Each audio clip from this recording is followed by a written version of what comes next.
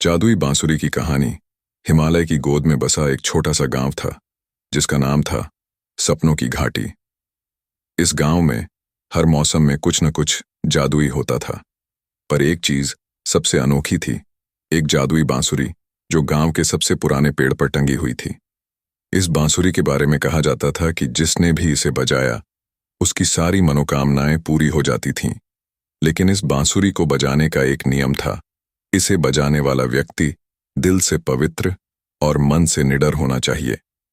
गांव के सभी लोग इस बांसुरी की कहानियां सुनते हुए बड़े हुए थे, पर कोई भी इतना साहसी नहीं था कि इस बांसुरी को बजा सके।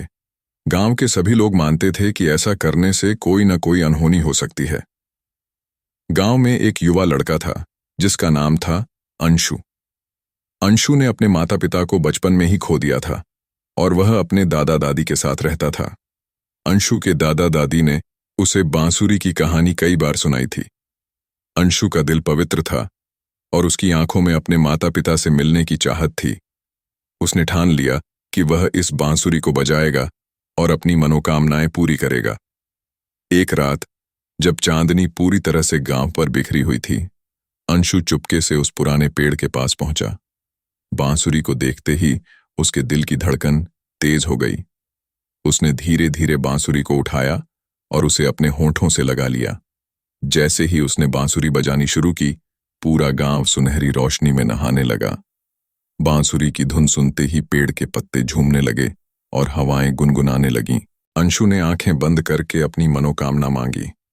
जैसे ही उसने अपनी आंखें खोलीं, उसने देखा कि उसके सामने एक जादुई द्वार खुल गया है। बिना किसी हिचकिचाहट के वह उस द्वार में प्रवेश कर गया। अंदर जाते ही उसने पाया कि वह एक अद्भुत दुनिया में पहुंच गया है। वहां हर चीज चमक रही थी और हर कोना संगीत से भरा हुआ था। वहां उसने एक परी को देखा जिसने उसे देखा और मुस्कुराई। परी ने अंशु से कहा, मैं जानती हूं कि तुम यहां क्यों आए हो।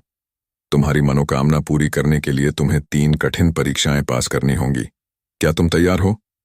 अंशु ने साहस के साथ कहा, हाँ, मैं तैयार हूं। पहली परीक्षा थी सच्चाई की परीक्षा। अंशु को एक बड़े तालाब के किनारे ले जाया गया जहां उसे अपनी सच्ची भावनाएं प्रकट करनी थीं। उसने अपने दिल की गहराइयों से अपनी मां और पिता को याद किया और अपने आंसुओं के साथ सच्चाई को प्रकट किया। परी ने उसकी सच्चाई को मान्यता दी और उसे पहली परीक्षा पास करने की बधाई दी। दूसरी परीक्षा थी धैर्य की परीक्षा। अंशु को एक बड़े बगीचे में छोड़ दिया गया जहां उसे धैर्यपूर्वक एक फूल का खिलना देखना था। वह बगीचे में बैठ गया और धैर्यपूर्वक उस फूल के खिलने का इंतजार करता रहा। जब वह फूल खिला तो परी फिर से प्रकट हुई और अंशु को बधाई दी। तीसरी और अंतिम परीक्षा थी साहस की परीक्षा। अंशु को एक गुफा में भेजा गया जहां उसे एक खतरनाक ड्रैगन का सामना करना था।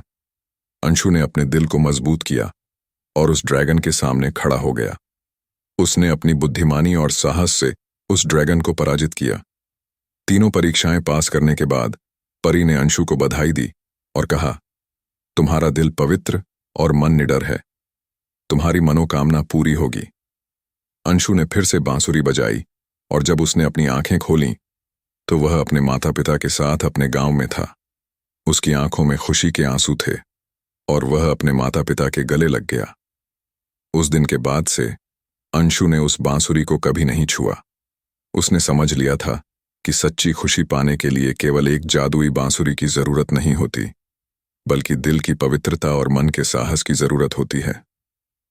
गांव के लोग अब भी उस बांसुरी की कहानियां सुनाते थे, पर अब उनके पास अंशु की कहानी भी थी। एक लड़का जिसने दिल की सच्चाई, धैर्य और साहस से अपनी मनोकामना पूरी की। इस जादुई और प्रेरणादायक कहानी के बाद आप थोड़ी देर के लिए आराम कर सकते हैं। अपनी आंखें बंद करें, गहरी सांस लें और इस कहानी के जादू को महसूस करें। अब आप कुछ समय के लिए आराम कर सकते हैं और अपने सपनों की दुनिया में जा सकते हैं। Subscribe now for exclusive insights and content that will elevate your knowledge and entertainment experience. Don't miss out. Hit that bell icon and watching this my more videos. Thank you for watching my videos.